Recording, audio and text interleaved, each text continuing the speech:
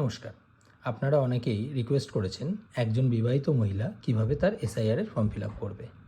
তো আমি প্রথমেই আপনাদের বলি যে এই যে উপরের যে অংশটি দেখতে পাচ্ছেন এই অংশটিতে আপনারা আপনাদের সাম্প্রতিক তথ্য দিয়ে ফিল আপ করবেন। যেমন প্রথমেই আছে জন্ম তারিখ, আপনারা আপনাদের জন্ম তারিখ লিখবেন, আধার নম্বর লিখবেন, এটি ঐচ্ছিক আছে, নাও দিতে পারেন। মোবাইল নম্বর লিখবেন, আপনাদের যে মোবাইলটি রানিং আছে সেটি লিখবেন, পিতার বা অভিভাবকের নাম লিখবেন এবং যার নাম লিখবেন পরের লাইনে তার ভোটার কার্ডের নাম্বার লিখবেন অর্থাৎ এপিক নং। তারপরের লাইনে লিখবেন আপনার মায়ের নাম, তারপরের লাইনে লিখবেন আপনার মায়ের এপিক নং অর্থাৎ ভোটার কার্ডের নম্বর। তারপরের লাইনে লিখবেন স্বামী বা স্ত্রীর নাম, স্বামী হলে স্ত্রীর নাম লিখবেন, স্ত্রী হলে স্বামীর নাম লিখবেন এবং যার নাম লিখলেন তারপরের লাইনে তার বর্তমান ভোটার কার্ডের নম্বরটি লিখবেন। এই সম্পূর্ণ বক্সটি কিন্তু আপনারা বর্তমান 2025 সালের তথ্য দিয়ে ফিল আপ করবেন। এইবার চলে আসি বিবাহিত মহিলারা যাদের 2002 সালে নাম ছিল, তারা চলে আসবেন এই বাঁদিকের বক্সে। এই বাঁদিকের বক্সে তারা আপনাদের 2002 সালের যে লিস্টটি রয়েছে সেই লিস্ট অনুযায়ী আপনারা আপনাদের তথ্য এখানে দেবেন। যেমন নির্বাচকের নাম, আপনার 2002 সালের লিস্টে যে নামটি লেখা ছিল সেই নামটি দেবেন।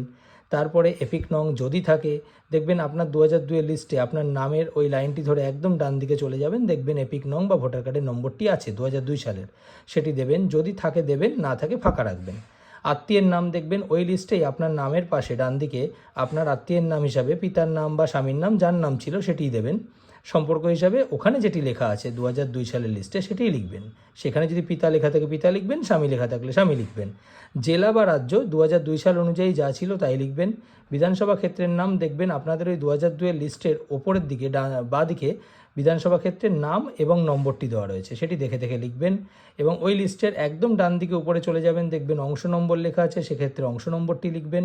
এবং ক্রমিক সংখ্যা হচ্ছে আপনার নামটি 2002 এর লিস্টে যে লাইনে ছিল সেই লাইনের একদম বাঁ দিকে দেখবেন সিরিয়াল নাম্বার বা ক্রমিক সংখ্যাটি রয়েছে, সেটি আপনারা এই ক্রমিক সংখ্যার ঘরে লিখবেন।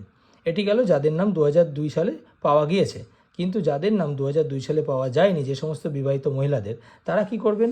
তারা তাদের পিতা অথবা মাতা অথবা ঠাকুরদা অথবা ঠাকুরমা যে কোনো একজনের যদি 2002 সালের লিস্টে তাদের নাম খুঁজে পান, তাহলে সেই ডিটেলসটি, সেই তথ্যটি আপনারা এই ডান দিকের বক্সে ফিল আপ করবেন।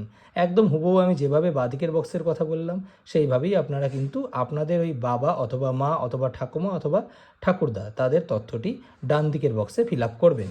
মাথায় রাখবেন, উপরের বক্সটি কিন্তু সবসময় সাম্প্রতিক তথ্য দিয়ে ফিল আপ করবেন এবং নিচের এই দুটো বক্স কিন্তু 2002 সালের তথ্য দিয়ে ফিল আপ করতে হবে। যে সমস্ত বিবাহিত মহিলার 2002 সালে নাম ছিল তারা বাঁ দিকের বক্সটি ফিল আপ করবেন, ডান দিকের বক্সটি ফাঁকা রাখবেন। আর যাদের 2002 সালে নাম ছিল না তারা বাঁ দিকের বক্সটি ফাঁকা রাখবেন, ডান দিকের